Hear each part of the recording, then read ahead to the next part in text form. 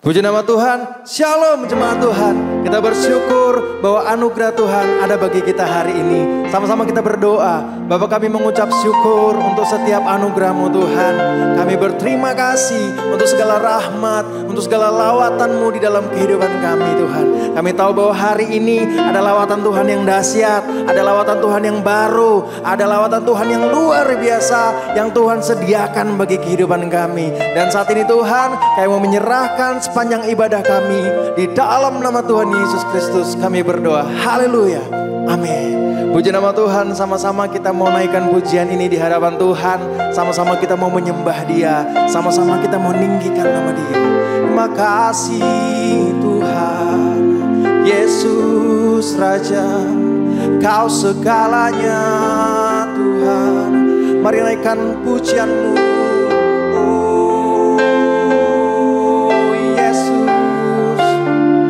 Sebab Engkau segalanya Tuhan.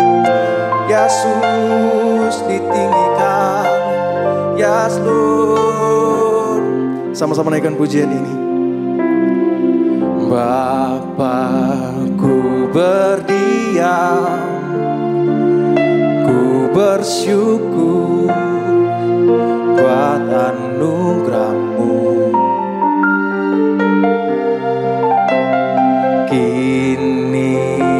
Sadari semua dosaku telah diampuni. Saat ku renungkan,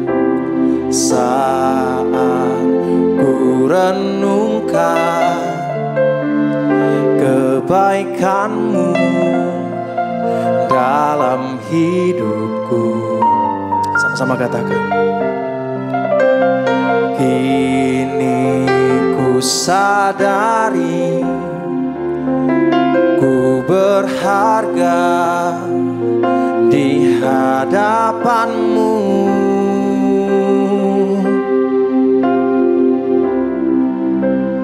Dan ku menyembah-Mu,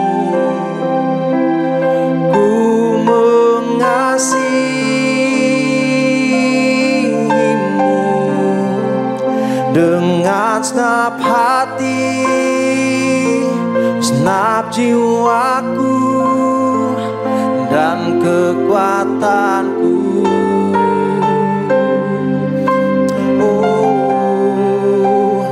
Dan ku menyembah-Mu, ku mengasihi-Mu dengan segenap hati, segenap jiwaku dan kekuatanku.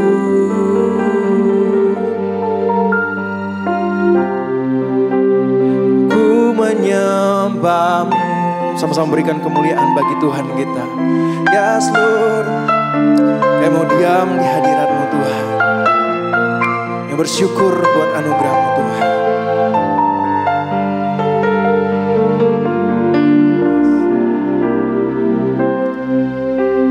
Bapa-Ku berdiam, Ku bersyukur buat anugerah-Mu.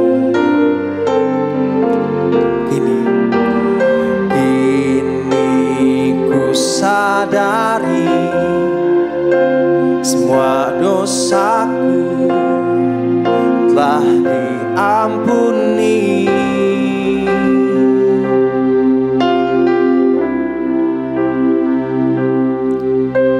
Saat ku renungkan kebaikan-Mu dalam hidupku, kini ku sadari ku berharga di hadapan-Mu.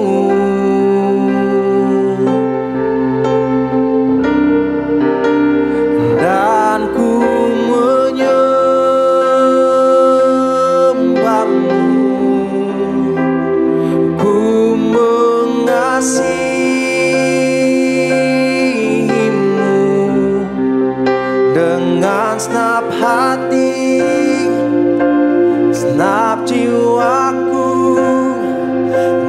kekuatanku.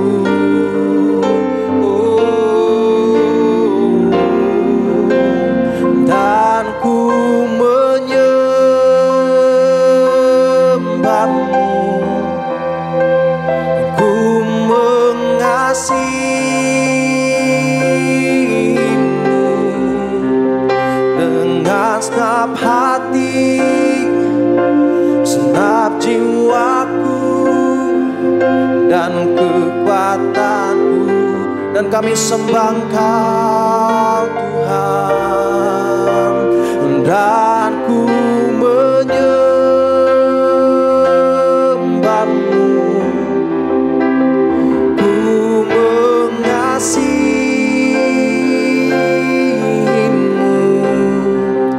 dengan segenap hati, segenap jiwaku dan kekuatanku. Kami menyembah Engkau, ku menyembahmu. Oh, kami sembah Engkau, Yesus Tuhan. Ditinggikan namamu, haleluya. Mari saudara sembah Dia, mari tinggikan Dia. Oh Yesus, sebab Kaulah segalanya, sebab Kaulah segalanya Tuhan. Dan kami mau tinggikan Engkau, kemuliaan bagimu.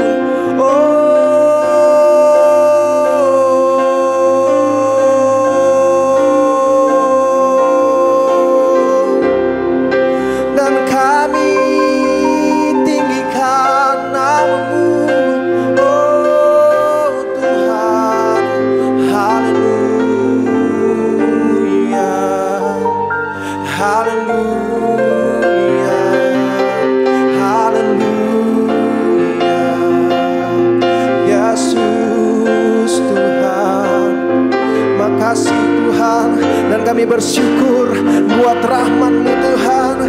Oh, besar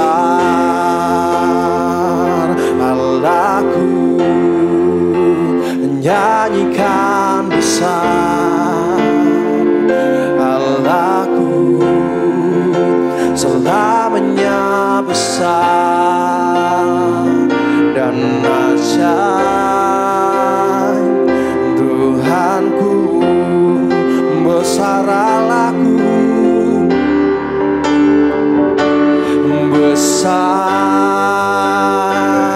Allahku, nyanyikan besar Allahku, selamanya besar dan ajaib Tuhanku. Besar Allahku, besar Allahku, nyanyikan besar Allahku, selamanya besar dan ajaib, selamanya besar dan ajaib, selamanya besar dan ajaib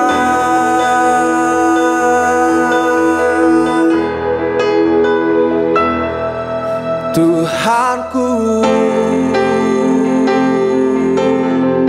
Oh, beri kemuliaan bagi Tuhan Allah kita, ditinggikan, muliakan nama-Mu Tuhan.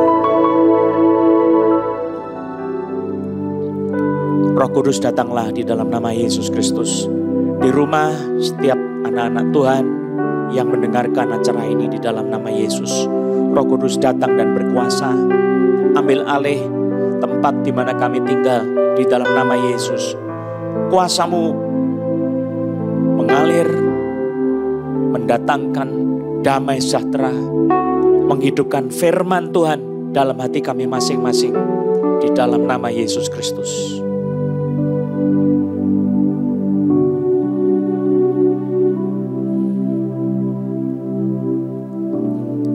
Ada orang yang lututnya kaki sebelah kanan sakit, disembuhkan oleh Tuhan Yesus. Lalu ada orang yang lambungnya ada gangguan, Tuhan juga sembuhkan di dalam nama Yesus. Ada orang nafasnya sesak, Tuhan sembuhkan di dalam nama Yesus. Ada orang betisnya kaki kanan sakit, disembuhkan oleh Kristus Yesus Tuhan kita. Terima kasih Tuhan Yesus. Pada saat ini Roh Kudus, Engkau mengambil alih pemberitaan firman Tuhan. Engkau yang berkuasa atas anak-anak Tuhan di mana saja berada di dalam nama Yesus. Kekuatan-Mu, anugerah-Mu, kuasa-Mu Tuhan, kasih sayang-Mu turun atas kami semua di dalam nama Yesus. Roh Kudus, mari Engkau berbicara dalam firman Tuhan yang akan kami baca. Tuhan sendiri yang berkhotbah dan menjelaskan firman ini di dalam nama Yesus Kristus. Tuhan yang membuat firman-Mu ini menjadi makanan kami, biar diberkati setiap kami oleh hadirat Tuhan, oleh firman Tuhan, dan kuasa Roh Kudus memulihkan hidup dan hati kami semua di dalam nama Yesus. Ada orang yang punggung belakangnya, otot-ototnya nyeri, Tuhan sembuhkan kau. Terus ada orang yang sakit mah sudah akut, sudah sakitnya sampai mau muntah-muntah, Tuhan sembuhkan kau pada saat ini dalam nama Yesus Kristus. Terima kasih sama Tuhan. Haleluya. Berkuasalah atas kami Tuhan di dalam nama Yesus Kristus. Haleluya. Amin. Saudara yang kekasih dalam Tuhan Yesus Kristus, pada minggu ini kita akan bersama-sama masih mempelajari tentang pekerjaan Kristus yang dikerjakan selesai di atas kayu salib. Dan hari ini kita akan melihat satu bagian, yaitu dari kitab Lukas pasal yang ke-21 ayat yang ke-28. Saya bacakan, ini bicara tentang pekerjaan Kristus. Apabila semuanya itu mulai terjadi, bangkitlah dan angkatlah mukamu, sebab penyelamatanmu sudah dekat. Ini yang kita akan pelajari bersama-sama. Istilah yang dipakai ini adalah apolutrosis. Jadi saya akan mengajak kita untuk mempelajari kata ini, apolutrosis. Mari kita akan melihat bersama-sama sebagai pembacaan lebih mendalam lagi, supaya kita mengerti konteks daripada ayat yang baru saja kita baca. Dari kitab Injil Lukas pasal 21 ayat 25 sampai dengan ayat yang ke-36. Kita akan membaca Lukas pasal 21 ayat 25 sampai dengan ayat yang ke-36. Mari saudara buka firman Tuhan itu. Saya akan membacakan tentang pekerjaan penyelamatan yang dimaksud di sini. Apolutrosis itu apa maksudnya? Mari kita lihat. Ayat 25 Lukas 21. Dan akan ada tanda-tanda pada matahari dan bulan dan bintang-bintang. Dan di bumi bangsa-bangsa akan takut dan bingung menghadapi deru dan gelombang laut. Orang akan mati ketakutan karena kecemasan berhubung dengan segala apa yang menimpa bumi ini. Sebab kuasa-kuasa langit akan goncang. Pada waktu itu orang akan melihat Anak Manusia datang dalam awan dengan segala kekuasaan dan kemuliaannya. Apabila semuanya itu mulai terjadi, bangkitlah dan angkatlah mukamu, sebab penyelamatanmu sudah dekat. Lalu Yesus mengatakan perumpamaan ini kepada mereka, perhatikanlah pohon ara atau pohon apa saja. Apabila kamu melihat pohon-pohon itu sudah bertunas, kamu tahu dengan sendirinya bahwa musim panas sudah dekat. Demikian juga jika kamu melihat hal-hal itu terjadi, ketahuilah bahwa kerajaan Allah sudah dekat.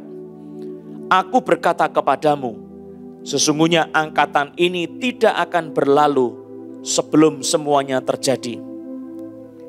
Langit dan bumi akan berlalu, tetapi perkataanku tidak akan berlalu. Jagalah dirimu supaya hatimu jangan syarat oleh pesta pora dan kemabukan, serta kepentingan-kepentingan duniawi, dan supaya hari Tuhan jangan dengan tiba-tiba jatuh ke atas dirimu seperti suatu jerat. Sebab ia akan menimpa semua penduduk bumi ini. Berjaga-jagalah senantiasa sambil berdoa, supaya kamu beroleh kekuatan untuk luput dari semua yang akan terjadi itu, dan supaya kamu tahan berdiri di hadapan Anak Manusia. Sekian pembacaan firman Tuhan yang luar biasa, saudara. Saudara, kita sudah mempelajari tentang Kristus yang menanggung segala kutuk kita, baik itu kutuk kematian, kutuk sakit penyakit, dan juga kutuk-kutuk dari segala sesuatu, termasuk juga itu kutuk kemiskinan, termasuk juga itu kutuk kemalangan, penderitaan yang bertubi-tubi.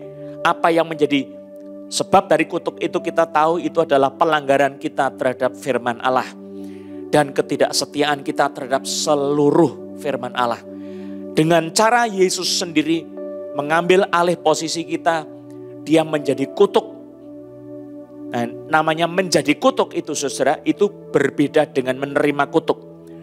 Pada waktu seseorang menerima kutuk di dalam segala kepenuhannya, dia menampung segala kutuk itu sampai menjadi lengkap, maka dia menjadi kutuk.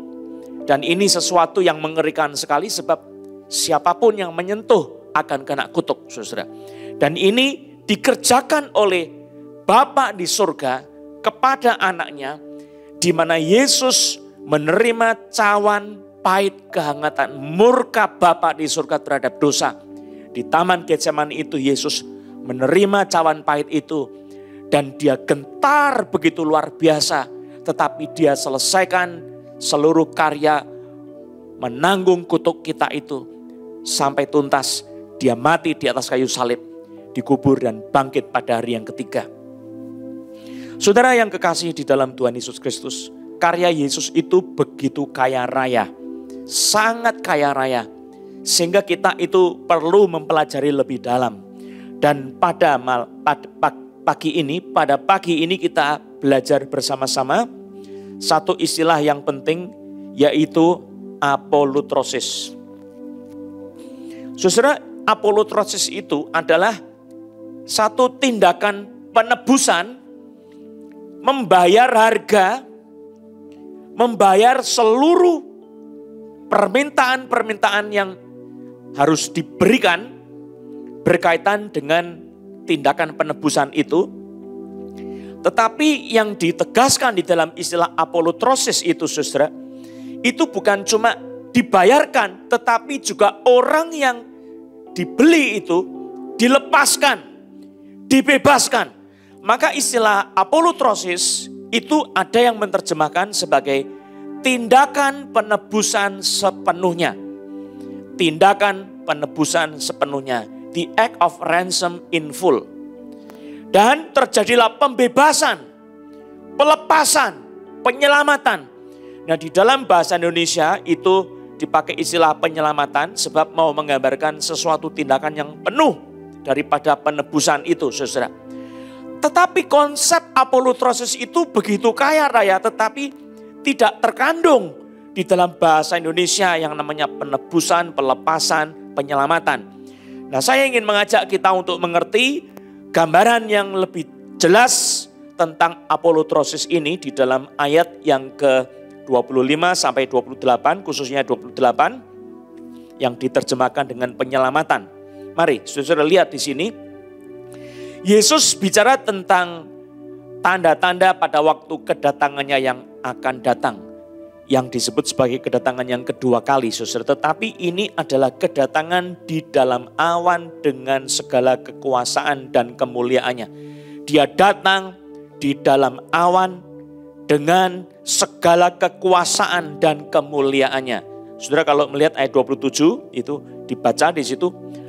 Pada waktu itu orang akan melihat Anak Manusia datang dalam awan dengan segala kekuasaan dan kemuliaannya. Saudara, ini kata datang dalam awan itu menggambarkan Yesaya pasal 9 ayat yang pertama. Di situ adalah Allah sendiri yang datang. Saya bacakan Yesaya pasal 9 ayat 1. Tetapi tidak selamanya akan ada kesuraman untuk negeri yang terimpit itu. Kalau dahulu Tuhan merendahkan tanah Sebulon dan tanah Naftali, maka di kemudian hari Ia akan memuliakan jalan ke laut, daerah seberang Sungai Yordan, wilayah bangsa-bangsa lain. Saudara, kita lihat bangsa yang berjalan di dalam kegelapan telah melihat terang yang besar. Mereka yang diam di negeri kekelaman, atasnya terang telah bersinar. Saudara, kalau kita membaca lebih jauh lagi, saudara, sebetulnya ini adalah di dalam tradisi orang-orang Yahudi yang namanya Tuhan datang dengan segala kemuliaannya itu bicara tentang Allah sendiri yang datang bagi manusia. Nah, saudara, kalau saudara mengerti dari nubuatan-nubuatan perjanjian lama, sebetulnya ini adalah sebuah penggenapan nubuat dari kitab Daniel. Saya ingin mengajak kita untuk melihat hal ini, saudara. Kitab Daniel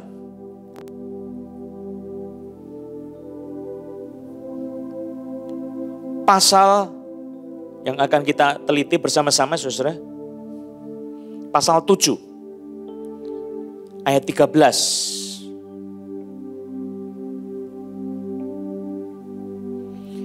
Saya baca ayat 13 dan 14, Daniel pasal 7 ayat 13 dan 14. Aku terus melihat dalam penglihatan malam itu tampak datang dengan awan-awan dari langit. Seorang yang seperti anak manusia, datanglah ia kepada yang lanjut usianya itu. Dan ia dibawa ke hadapannya. Lalu diberikan kepadanya kekuasaan dan kemuliaan dan kekuasaan sebagai raja. Maka orang-orang dari segala bangsa, suku bangsa dan bahasa mengabdi kepadanya. Kekuasaannya ialah kekuasaan yang kekal, yang tidak akan lenyap. Dan kerajaannya ialah kerajaan yang tidak akan musnah. Saudara, ini adalah gambaran anak manusia yang datang dalam awan-awan. Menggenapi Daniel pasal 7 ayat 13. Dia datang, dikatakan dia sudah menerima dari yang lanjut usianya, yaitu dari Allah Bapa yang di surga.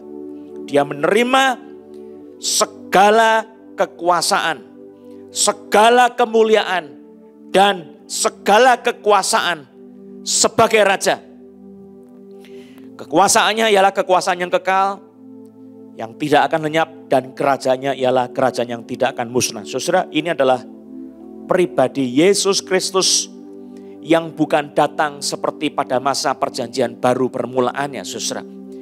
Di dalam kerendahan, melalui seorang perempuan perawan Maria, dilahirkan di sebuah kandang yang kecil, yang kotor, yang bau.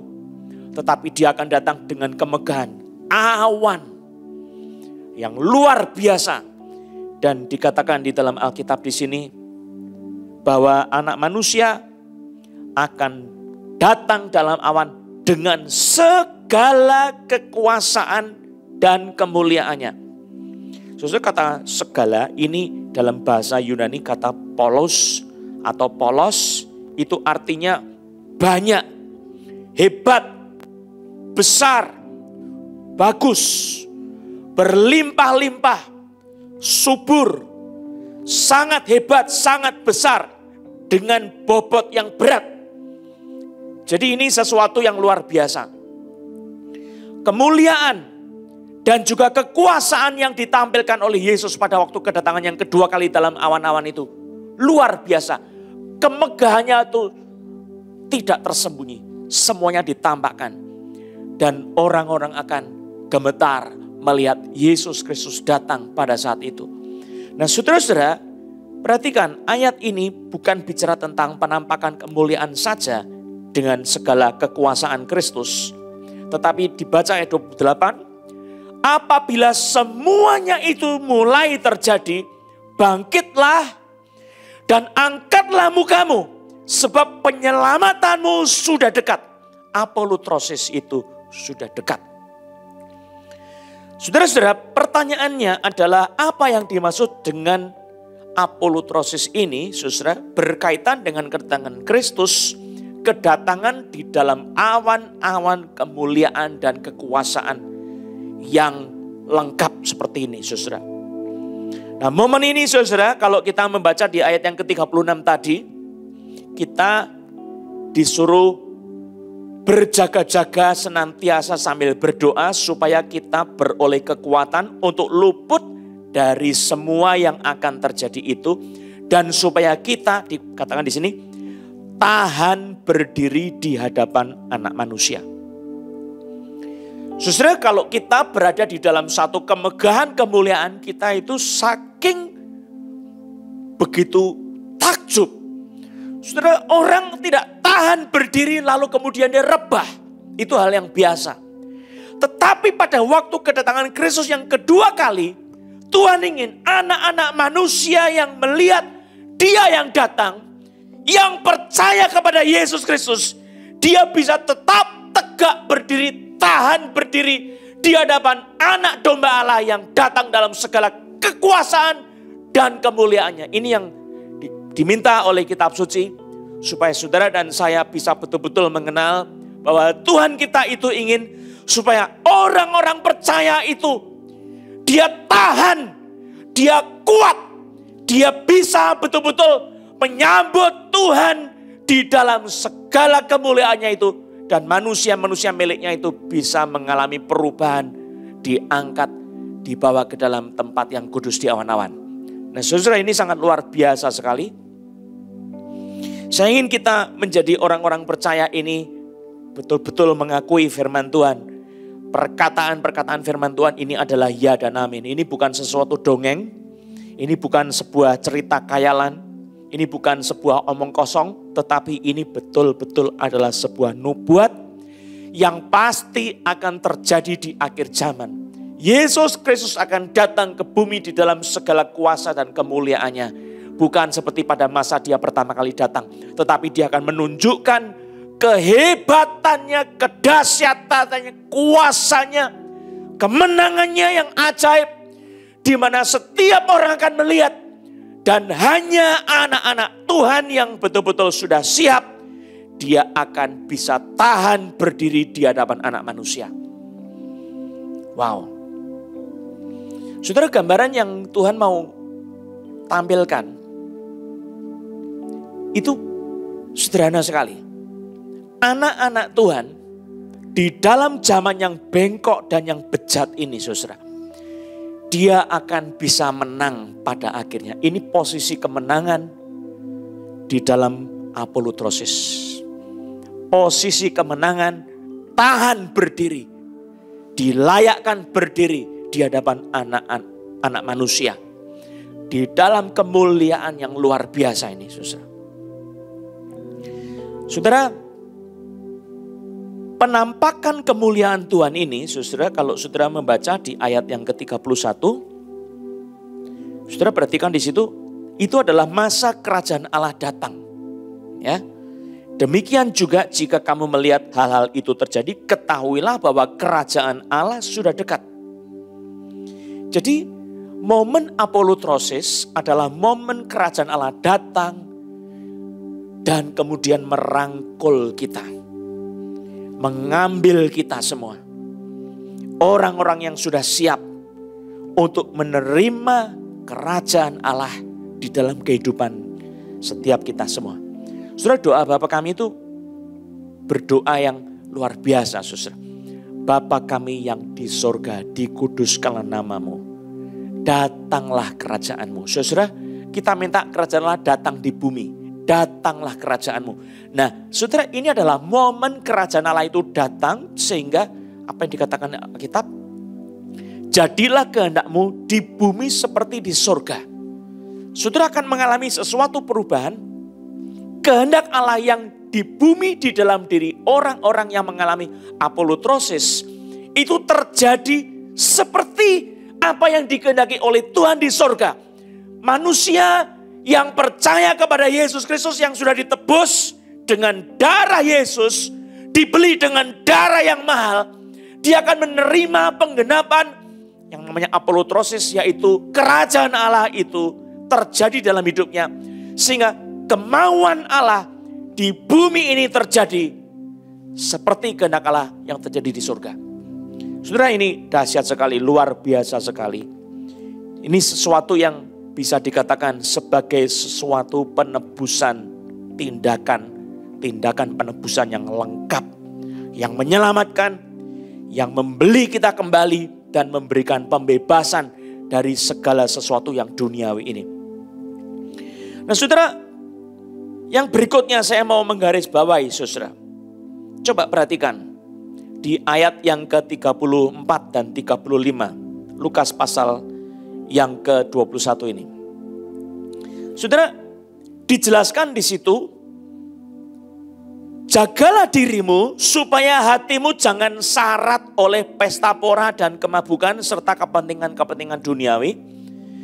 Dan supaya hari Tuhan jangan dengan tiba-tiba jatuh ke atas dirimu seperti suatu jerat. Sebab ia akan menimpa semua penduduk bumi ini.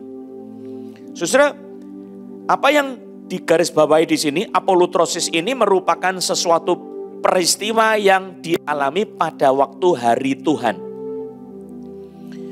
Peristiwa hari Tuhan di dalam perjanjian lama itu sesuatu istilah yang bahasa yang sudah umum. Itu adalah hari penghakiman kepada manusia yang berdosa. Hari penghakiman bukan hari sukacita, tetapi hari kedukacitaan yang hebat. Sesuatu hari kemalangan bagi orang yang tidak mau bertobat. Nah ini dikatakan, makanya jagalah dirimu supaya hatimu jangan syarat oleh pesta pora dan kemabukan serta kepentingan-kepentingan duniawi, supaya hari Tuhan jangan dengan tiba-tiba jatuh ke atas dirimu seperti suatu jerat. Sebab ia akan menimpa semua penduduk bumi ini.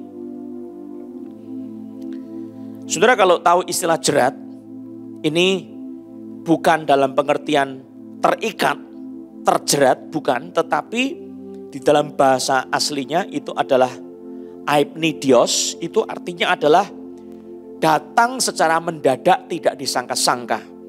Dan kemudian itu terjadi karena kita tidak bercahaya, tidak bersinar menjadi terang. Nah ini yang dimaksud dengan aipnidios, saudara. Jadi kalau saudara membaca ayat yang ke-34 dan 35 ini, firman Tuhan mengatakan jagalah dirimu, kita mesti berjaga-jaga. Supaya hati kita itu jangan penuh dengan pesta pora dan kemabukan seperti yang dunia suka. Ada sesuatu kesenangan dunia yang kita nikmati dan saudara tenggelam di dalamnya. Ikut tenggelam di dalamnya. Oleh pesta pora dan kemabukan. Serta kepentingan-kepentingan duniawi. Saudara, Tuhan rupanya tidak suka kalau anak-anak Tuhan itu ikut berpesta seperti cara-cara dunia. Tidak suka Tuhan, mabuk-mabukan. Gembira-gembira sampai lupa waktu, lupa diri sendiri. Semuanya Tuhan ini menyatakan jagalah dirimu supaya hatimu jangan syarat oleh pesta pora dan kemabukan serta kepentingan-kepentingan duniawi. Saudara, urusan-urusan duniawi itu banyak sekali, tetapi jangan kita tenggelam di dalamnya. Dikatakan supaya hari Tuhan jangan dengan tiba-tiba jatuh ke atas dirimu seperti suatu jerat. Jangan supaya kita itu karena hidup dalam dunia, tenggelam dalam kenikmatan dunia, dalam pesta pora dunia, ikut senang-senang apa yang dunia senang. Kita tenggelam masuk ke dalam kesenangan dunia, kepentingan-kepentingan dunia ini. Saudara, pada saat itu kita akan tahu hari Tuhan itu datang secara tiba-tiba, kita tidak siap. Karena apa? Kita tidak bisa bercahaya. Kita tidak bersinar terang, tidak menjadi terang. Sehingga kerajaan Allah itu datang, kita kehilangan kesempatan yang penting ini. Saudara, di dalam istilah-istilah Alkitab ada satu panggilan bagi orang kudus untuk menyucikan diri dari segala yang jahat. Di dalam Alkitab ada keinginan dari Kristus supaya kita itu bukan cuma menjauhkan nafsu-nafsu duniawi, tetapi juga kita itu menguduskan diri, menyucikan diri, dan membawa kita dekat sama Tuhan dalam persekutuan yang indah. Mari coba saudara perhatikan di dalam Alkitab. Ayat yang ke-36. Baca sama-sama ya. Lihat ayat 36, sama-sama dibaca.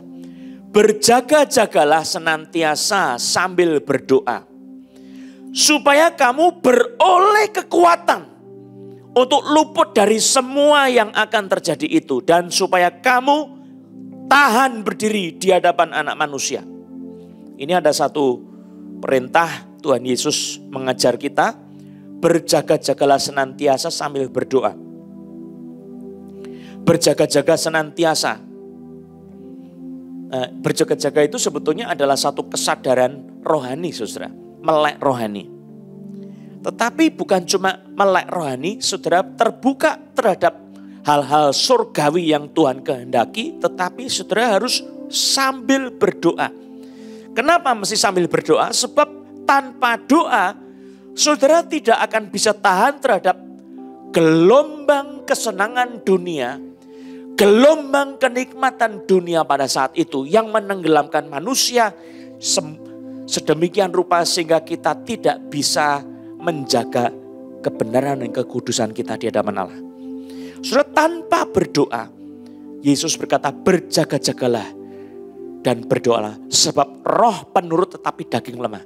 Saudara tahu, hidup manusia itu Yesus menggambarkan sebagai manusia di dalam kita. Itu ada daging, ada roh. Manusia rohani dan manusia yang daging, saudara. Daging memang penurut tetapi roh itu lemah. Roh penurut tetapi daging lemah. Roh kita mau dekat sama Tuhan, tapi daging kita itu dikuasai oleh dunia ini, saudara. Kita punya dunia merangsang kita, menarik kita, memikat kita. Itu dunia, daging kita ditarik di situ. Sederhana sekali, saudara. Saudara yang hobinya makan, kalau bau makanan langsung saudara punya konsentrasi, bisa langsung tertuju kepada makanan. Ya. Kalau saudara senang dengan rekreasi alam, saudara melihat alam yang indah, saudara langsung konsentrasinya bisa tertuju ke sana. Nah ini dunia itu memikat kita begitu cepat sekali, saudara. Kalau saudara senang dengan musik-musik, ada suara yang merangsang telinga saudara, langsung saudara punya konsentrasi tertuju ke situ. Nah saudara, dunia ini punya banyak titik-titik yang memikat, yang begitu indah, yang membuat daging kita itu lari ke situ dan kita meninggalkan persekutuan dengan Tuhan. Nah Yesus berkata apa? Berjaga-jagalah dan berdoalah sebab roh memang penurut tetapi daging lemah. Kita itu ditarik karena kelemahan daging kita. Nah saudara, kalau mau bisa berdoa, saudara mesti bisa mengalahkan daging ini, saudara. Dan itu tidak bisa dengan kekuatan kita sendiri, saudara mesti bersandar kepada Tuhan. Berseru minta tolong Roh Kudus, minta tolong kuasa Tuhan menghidupkan firman Tuhan itu. Dan membuat kita itu bisa mendekat kepada Tuhan. Puji nama Yesus. Kalau itu terjadi, saudara, saudara akan dimampukan untuk bisa berperang melawan dosa. Dan saudara dimampukan untuk bisa menang. Nah ini satu perintah dari Tuhan. Maka kalau saudara mengerti apolutrosis yang saudara tadi baca tentang ayat 28, saya baca lagi. Apabila semuanya itu mulai terjadi, bangkitlah dan angkatlah mukamu sebab penyelamatanmu sudah dekat. Saudara, apolutrosis itu bicara tentang kemenangan kita yang sudah ditebus. Saya ulang, kemenangan kita yang sudah ditebus, dibebaskan, berhasil bebas dari dosa-dosa yang mengikat kita. Ini apolutrosis. Sehingga yang terjadi apa, saudara? Kita bisa beroleh kekuatan untuk bisa menolak dunia ini. Dan kemudian kita bisa bersekutu dengan Tuhan oleh kuasa Roh Allah yang mengubah kita di dalam apolutrosis. Maka persekutuan kita dengan Tuhan, doa yang menjadi satu kebiasaan orang percaya, siang dan malam kita berseru-seru kepada Tuhan. Kita berdoa meminta tolong Tuhan untuk bekerja dengan kuat kuasanya. Saudara, itu akan terjadi untuk menghasilkan betul-betul saudara dan saya mengalami apolutrosis. Saudara, proses apolutrosis itu sedang terjadi pada saat ini, sekarang ini.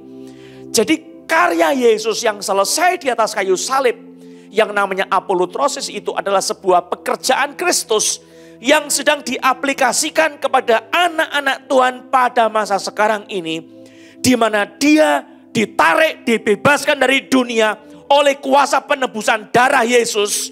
Sedemikian rupa sehingga kita yang ditebus oleh darah Yesus itu, kita dimampukan untuk bersekutu dengan Tuhan. Dirubah oleh persekutuan kita dengan Tuhan itu, dibebaskan dari ikatan-ikatan dosa dari dunia ini yang menipu dan menjerat kita.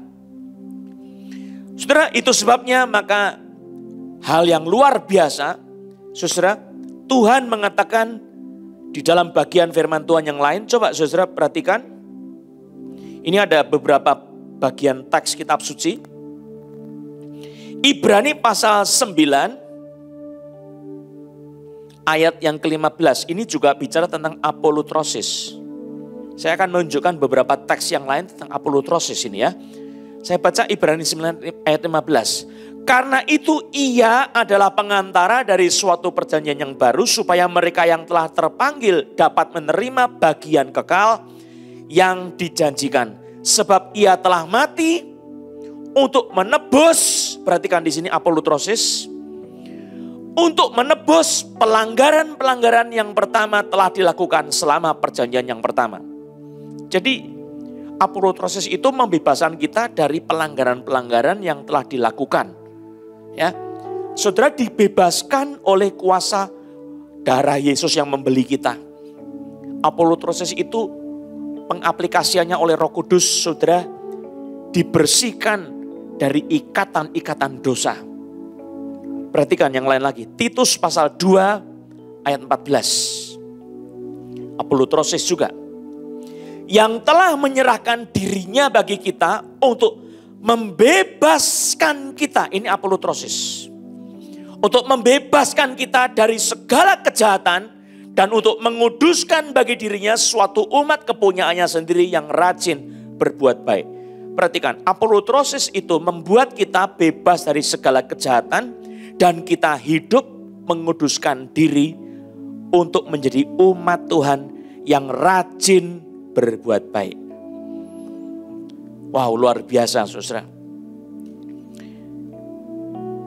Saudara sudah ditebus oleh darah Yesus dengan harga yang mahal. Tapi apakah saudara sudah mengalami apolutrosis? Apakah saudara sudah dibebaskan dari ikatan-ikatan dosa yang membelenggu kita? Apakah saudara sudah merasakan kuasa penebusan itu dahsyat dalam hidup saudara sehingga saudara bisa menjadi orang Kristen yang berbuat baik secara kontinu, rajin berbuat baik? Apakah saudara bisa sebagai orang percaya menguduskan diri kita sebagai suatu umat Tuhan? Ini yang Tuhan kehendaki. Apolutrosis. Lihat lagi Roma 8 ayat 23. Ini adalah apolutrosis, saudara. Baca di situ. Roma 8 ayat 23. Dan bukan hanya mereka saja tetapi kita yang telah menerima karunia sulung roh, kita juga mengeluh dalam hati kita sambil menantikan pengangkatan sebagai anak, yaitu pembebasan tubuh kita. Ini apolutrosis. Saudara, disebut di sini kita sekarang ini mengeluh dalam hati sambil menantikan pengangkatan sebagai anak, yaitu pembebasan tubuh kita. Saudara, apolutrosis itu rupanya sebuah karya Kristus yang dimulai dari karya salib, tetapi pengaplikasiannya terus-menerus di dalam diri kita sekarang ini menuju kepada sebuah titik, yaitu pembebasan tubuh kita, apolutrosis dari tubuh kita. Sedemikian rupa, saudara, tubuh kita itu akan dijadikan tubuh kemuliaan. Ini apolutrosis. Nah, saudara, pada waktu Yesus datang dalam kemuliaan, dalam segala kuasa yang dahsyat, dan seluruh kemuliaannya didemonstrasikan pada waktu dia datang dalam awan-awan kemuliaan itu. Apa yang terjadi, saudara? Orang yang percaya akan dimampukan tetap berdiri dan melihat ke atas. Angkatlah mukamu, kata Tuhan Yesus. Bangkitlah dan angkatlah mukamu, sebab penyelamatanmu sudah datang. Nah, saudara, yang terjadi adalah tubuh kita akan dirubah dalam sekejap. Kita dibebaskan dari tubuh jasmani yang fana ini. Dibebaskan. Itu apolutrosis, saudara. Transformasi dalam sekejap kita akan dirubah. Lalu saudara, bersama-sama dengan orang kudus, kita tahan berdiri di hadapan anak domba Allah. Dan terjadilah sesuatu yang ajaib. Kita akan diangkat berjumpa dengan Tuhan di awan-awan. Diangkat dan berjumpa dengan Tuhan di awan-awan. Saudara, ini adalah sebuah peristiwa yang kita semua orang percaya menunggu, menanti-nanti sampai sekarang. Sebelum kita dibebaskan dari tubuh kita oleh kuasa Tuhan, saudara, tubuh kita itu masih sering sakit, capek, ya, lemah. Ada sesuatu kemampuan yang sangat-sangat terbatas. Tapi tubuh di dalam kuasa Kristus yang menebus, apolutrosis itu terjadi, saudara. Tubuh kita itu menjadi seperti tubuhnya Kristus. Dia bisa menembus tembok, tubuhnya Yesus. Dan tubuh Yesus itu juga bisa terangkat ke surga. Kita juga punya tubuh apolutrosis itu, saudara. Kita punya tubuh kemenangan itu. Di mana saudara bisa terangkat dan mendekat kepada Tuhan yang mulia. Tidak terbakar, tidak hancur, tidak binasa. Lah Pak, kalau yang tidak mengalami apolutrosis itu bagaimana? Saudara, di dalam firman Tuhan dijelaskan bahwa orang pada saat Yesus sebelum datang itu adalah seperti pada masa zamannya Nuh. Orang makan dan minum, pesta pora, kawin dan mengawinkan. Seperti biasa, tenggelam dalam kenikmatan pesta pora, dalam kesenangan dunia dan urusan-urusan dunia ini. Sampai pada hari Nuh dipanggil sama Tuhan untuk masuk ke dalam bahtera. Nuh masuk ke dalam bahtera bersama dengan istri dan 3 orang anaknya, Ham, Sem, dan Yafet, bersama dengan 3 menantu-menantunya perempuan. Saudara, masuk ke dalam bahtera. Lalu Tuhan menutup pintu bahtera itu, saudara. Ini gambaran tentang apolutrosis, saudara. Nuh bersama dengan istri dan 3 anak dan menantunya, saudara, diangkat di tempat bahtera itu menuju ke tempat yang selamat, saudara. Tetapi seluruh dunia ini mendapatkan penghakiman murka Tuhan. Semuanya mengalami penderitaan murka yang sangat mengerikan sekali. Ini luar biasa, saudara. Maka orang pada masa apolutrosis, kemuliaan Tuhan itu dinyatakan, terjadi sesuatu. Tuhan membenarkan orang-orang pilihannya yang sudah berdoa berseru kepada Tuhan siang dan malam, yang mencoba hidup berkenan di hadapan Allah, menjauhkan diri dari nafsu-nafsu dunia. Ini dibaca, saudara, Lukas pasal 18 ayat 7 dan 8. Coba lihat. Lukas 18 ayat 7 dan 8. Tidakkah Allah akan membenarkan orang-orang pilihannya yang siang malam berseru-seru kepadanya? Dan adakah ia mengulur-ulur waktu sebelum menolong mereka? Aku berkata kepadamu, ia akan segera membenarkan mereka. Akan tetapi jika Anak Manusia itu datang, adakah ia mendapati iman di bumi ini? Oh saudara, ini sesuatu pertanyaan yang luar biasa. Jika Anak Manusia itu datang, adakah ia mendapati iman di bumi ini? Saudara, jawabannya sebetulnya retorik, sedikit sekali. Karena memang keselamatan pada masa apolutrosis itu adalah terjadi kepada orang percaya yang merupakan sisa kecil saja jumlahnya. Dari sekian banyak orang-orang percaya kepada Yesus, mengaku Yesus sebagai Tuhan dan Juru Selamat, berapa banyak orang yang sungguh-sungguh percaya kepada Yesus, yang berseru dalam doanya memohon belas kasihan Tuhan siang dan malam? Berapa banyak? Tidak banyak, saudara. Berapa banyak orang yang hidupnya menguduskan diri dari yang jahat, dan kemudian dia berhasil mempertahankan iman dan kelakuannya bersih di hadapan Tuhan? Tidak banyak, saudara. Berapa banyak dari orang-orang yang percaya kepada Yesus, mengaku sebagai milik Yesus Kristus, dia betul-betul mempertahankan kesetiaannya kepada Tuhan, tidak menyangkal imannya dalam perkara-perkara kecil maupun perkara besar, tetap bersaksi demi Yesus Kristus. Berapa banyak orang seperti itu, saudara? Maka yang namanya apolutrosis itu tidak berlaku kepada setiap orang yang percaya, tapi kepada orang percaya yang betul-betul hidupnya terbukti menjadi orang yang terpisah, menguduskan diri dari dosa-dosa. Betul-betul yang senantiasa bisa berjaga-jaga dan berdoa. Maka kalau saudara membaca di dalam kitab suci, ini sesuatu yang luar biasa. Kehidupan doa dan persekutuan dengan Tuhan yang menguduskan diri dari yang jahat, itu adalah sesuatu pembeda yang akan menjadi kedahsyatan pada waktu Tuhan Yesus datang kembali, saudara. Sebab sisa kecil umat Tuhan itu yang mencari perlindungan pada nama Tuhan dan jujur hidupnya benar di hadapan Allah, itu jumlahnya sedikit, saudara. Dan Tuhan itu akan mengistimewakan kelompok yang kecil ini. Dia akan diangkat dan orang-orang di bumi itu akan meratap, akan menyesal segala dosa-dosanya dan menyakiti Tuhan dengan kata-kata yang kotor setelah itu, saudara. Karena mereka ditinggal, tidak mengalami pengangkatan. Kalau saudara tahu orang yang benar diangkat,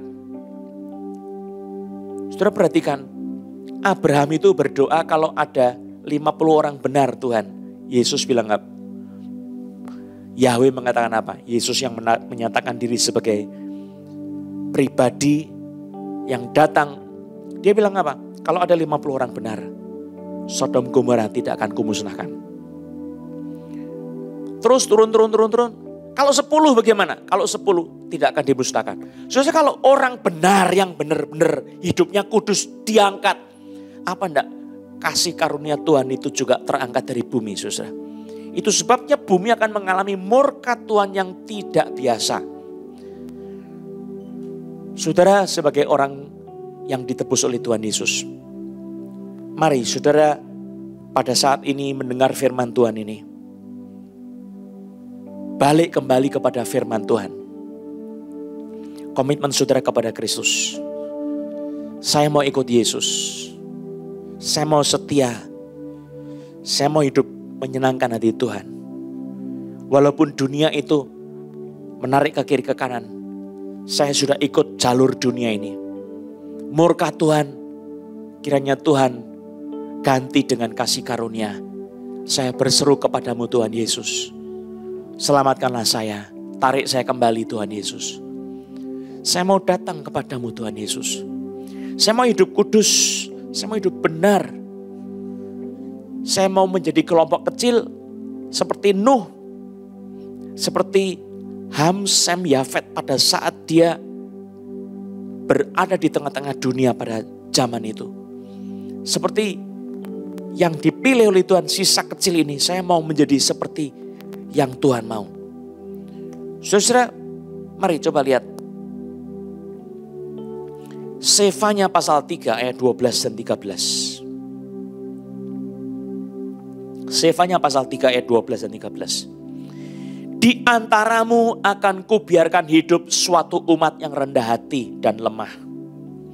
Dan mereka akan mencari perlindungan pada nama Tuhan, yakni sisa Israel itu. Mereka tidak akan melakukan kelaliman atau berbicara bohong. Dalam mulut mereka tidak akan terdapat lidah penipu. Ya, mereka akan seperti domba yang makan rumput dan berbaring dengan tidak ada yang mengganggunya. Saudara, ini adalah kondisi kaum pilihan yang jumlahnya kawanan kecil saja, sisa Israel itu. Saudara, adalah sisa Israel rohani. Saudara mungkin tidak berwarga Israel, dan saya harap saudara betul-betul menjadi orang otentik. Maksud saya, saudara tidak bersifat ke-Yahudi-Yahudian, karena saudara orang milik Tuhan Yesus. Tidak harus selalu bersifat Yahudi-Yahudi, tidak saudara. Tapi kita sebagai anak-anak Tuhan, identitas saudara orang Indonesia, ya saudara jadi orang Indonesia. Tidak ke Yahudi-Yahudian, ya saudara ikut Yesus. Coba dipisahkan antara Yesus dengan agama, jubah agamanya. Saudara, bagaimana kita itu? Saya ingin mengajak kita untuk setia kepada Yesus. Setia kepada Kristus Yesus. Bukan setia kepada agama Kristen, bukan. Kristus. Karena banyak orang yang namanya Kristen, saudara, tetapi dia bukan mengikut Yesus. Nah, ini yang saya ajak saudara, sisa kecil ini, dia memegang Yesus sebagai juru selamat, sebagai Tuhan. Dia setia beriman. Maka saudara, kalau menjaga kesetiaan itu, firman Tuhan akan digenapi. Saya bacakan Matius 24 ayat 40 dan 41. Pada waktu itu kalau ada 2 orang di ladang, yang seorang akan dibawa dan yang lain akan ditinggalkan. Kalau ada 2 orang perempuan sedang memutar batu kilangan, yang seorang akan dibawa dan yang lain akan ditinggalkan. Saudara, jadilah orang yang dibawa, berjumpa dengan Tuhan, diangkat. Apolutrosis. Jadi apolutrosis itu apa? Itu adalah karya penebusan yang benar-benar membebaskan kita dari dosa, dari keduniawian, membawa kita hidup benar, bersekutu dengan Allah dalam doa yang senantiasa berjaga-jaga, berjaga-jaga yang senantiasa berdoa, dan akhirnya membawa kita mengalami kemerdekaan dari dosa-dosa ini. Betul-betul mengalami pengangkatan, memiliki tubuh kemuliaan. Ini apolutrosis. Saudara, Tuhan Yesus tidak membuang kita selama kita masih di dunia sekarang ini. Saudara ditebus oleh darah Yesus. Ambil keputusan untuk mengikut Yesus dengan setia. Kiranya Tuhan memberkati firman-Nya. Mari kita berdoa. Bapa, terima kasih untuk karya Yesus yang menebus kami secara luar biasa. Apolutrosis itu bukan sebuah teori belaka, tetapi akan menjadi kenyataan. Sekarang ini Tuhan sedang mengaplikasikan karya penebusan itu, menjadikan kami mengalami pembebasan yang seutuhnya. Mari Tuhan, arahkan hati kami tertuju kepadamu Tuhan. Kita nyanyikan bersama-sama dengan berdiri, nyanyikan lagu ini, mataku tertuju padamu.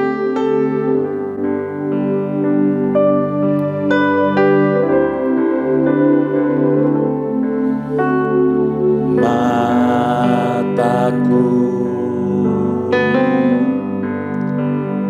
tertuju padamu.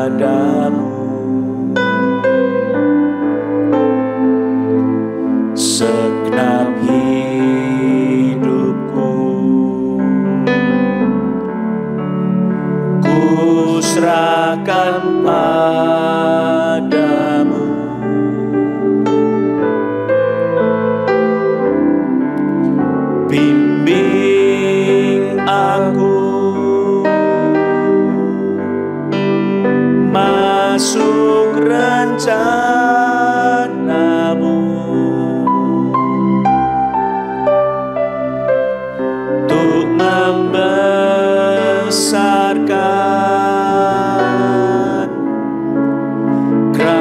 kerajaanmu. Ku mau mengikuti. Ku mau mengikuti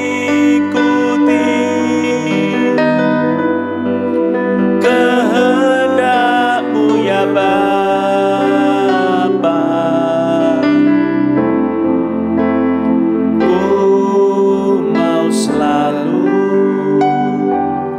menyenangkan hati-Mu. Ku mau mengikuti kehendak-Mu Bapa. Nyanyikan dengan segenap hati. Ku mau mengikuti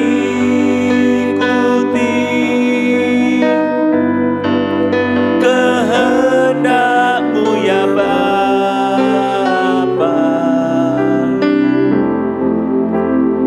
Ku mau selalu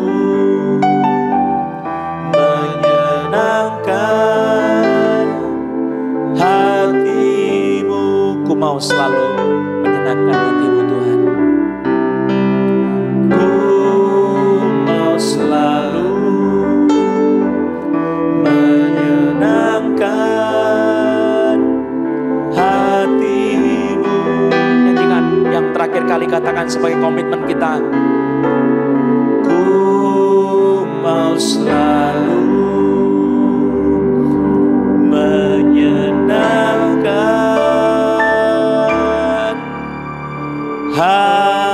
hati-Mu. Saudara, musik tetap menyanyikan. Berikan hati saudara kepada Tuhan Yesus. Persembahkan seluruh hidup saudara kepada Tuhan Yesus.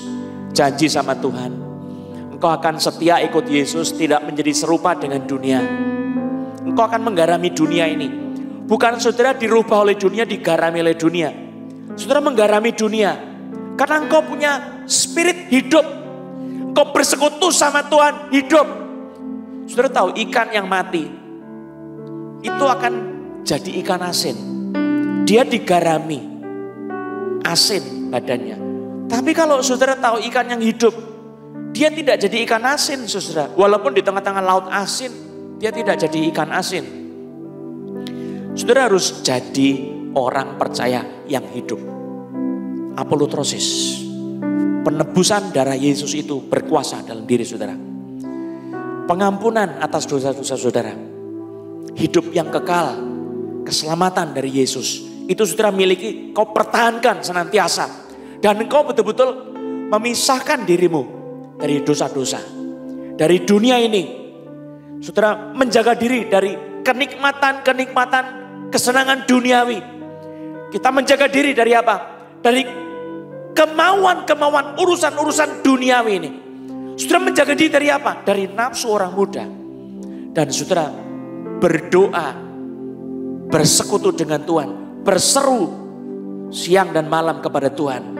Baca firman Tuhan, makan firman Tuhan, menikmati persekutuan dengan Tuhan.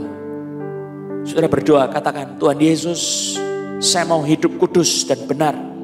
Mata saya ingin tertuju kepada Tuhan. Buat spirit saya berjaga-jaga.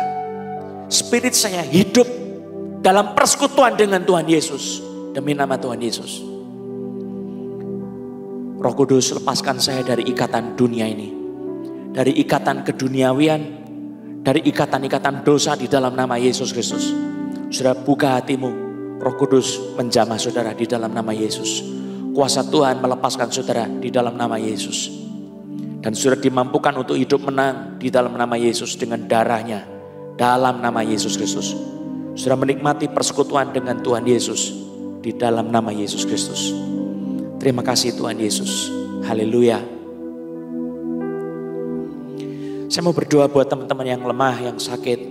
Di dalam nama Yesus. Arahkan hatimu kepada Tuhan Yesus. Buka hatimu kepada Tuhan Yesus. Darah Yesus telah menebus engkau di dalam nama Yesus.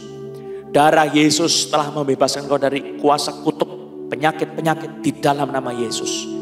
Engkau percaya darah Yesus telah menggantikan segala penderitaan penyakitmu itu. Sudah ditanggung Tuhan Yesus demi nama Yesus.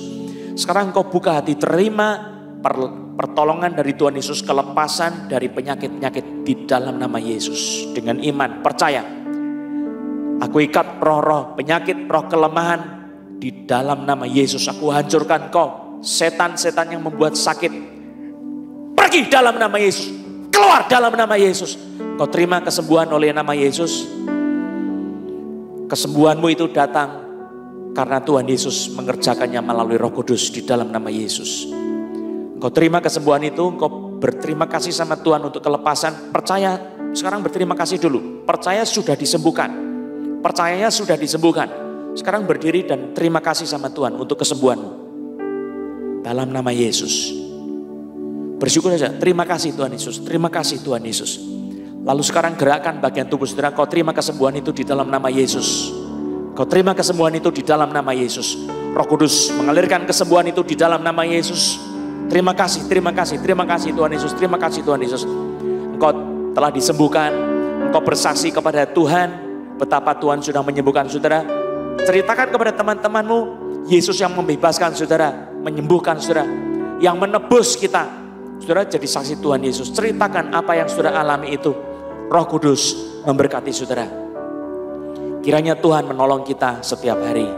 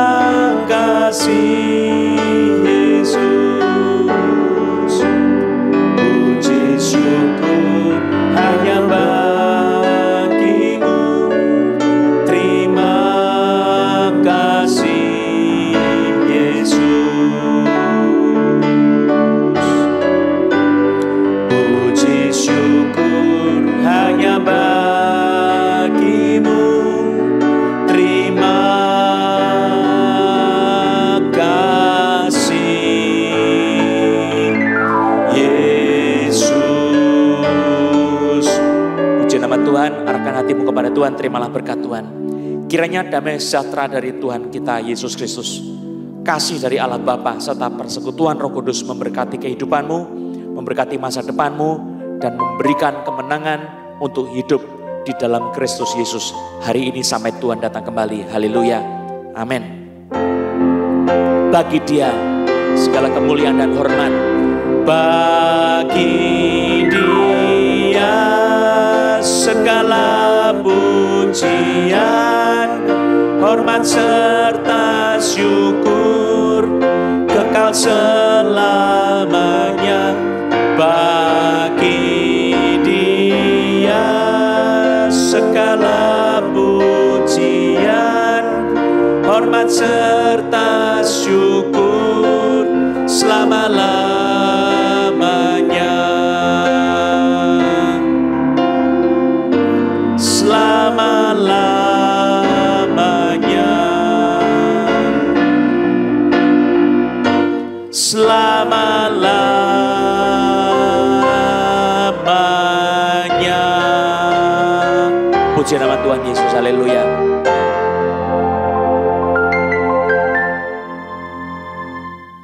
Shalom, saudara-saudara, setiap hari Selasa pada pukul 6 kita akan mengadakan pujian penyembahan dan disertai dengan pelayanan kesembuhan ilahi melalui Zoom. Saudara boleh bawa teman-teman yang sakit untuk bergabung dengan Zoom dan bersama-sama kita akan memuji menyembah Tuhan, masuk ke dalam hadirat Tuhan, lalu kita akan mengalami kuasa kesembuhan ilahi. Saya akan berdoa secara khusus buat teman-teman yang sakit, dan di situ kuasa Roh Kudus akan membawa darah Yesus yang menebus dan bilur-bilur Yesus yang menyucikan dan memberikan kesembuhan buat kita. Tuhan memberkati.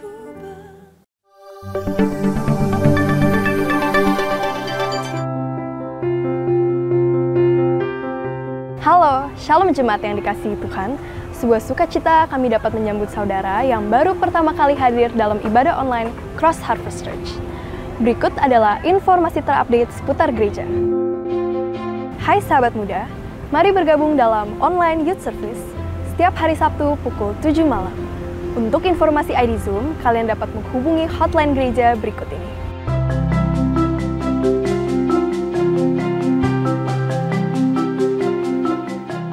Siapkan hati kita untuk menyambut Sunday Celebration. Ibadah online akan diadakan setiap hari Minggu pukul 9.30 pagi.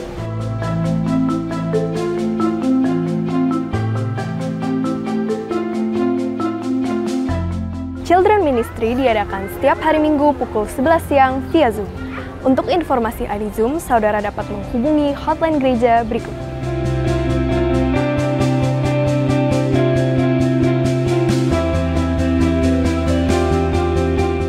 Bersyukur untuk setiap berkat dan penyertaan Tuhan.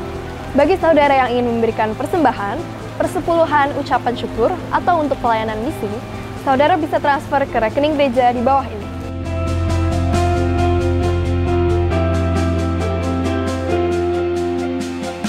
Untuk tetap mendapatkan informasi terupdate, jangan lupa follow Instagram kami di @chhc_serpong, YouTube di chhc_serpong, dan Facebook di Johannes Lilik Susanto Gospel Harvest Ministries International. Hati yang gembira membuat muka berseri-seri, tetapi kepedihan hati mematahkan semangat. Demikian informasi yang dapat saya sampaikan. Saya Janice Andreas, pamit undur diri. Happy Sunday, Tuhan Yesus memberkati.